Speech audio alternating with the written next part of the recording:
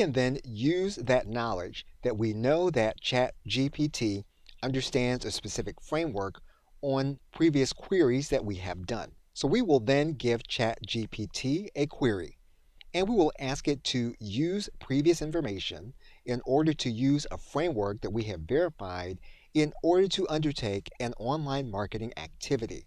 We're going to include some additional qualifying information, and we are then going to click Enter.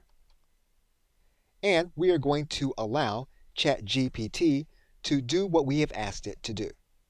So basically what we have now done is we have asked ChatGPT to write a sales letter in a specific context. And we can add on to this element. We can give ChatGPT more instructions for this project. So we can give ChatGPT an additional query, and we can then click Enter. And ChatGPT will give us what we have asked for. And we will see it in context in the form that we have written it. Okay, so with that, thanks, and I will see you in another video.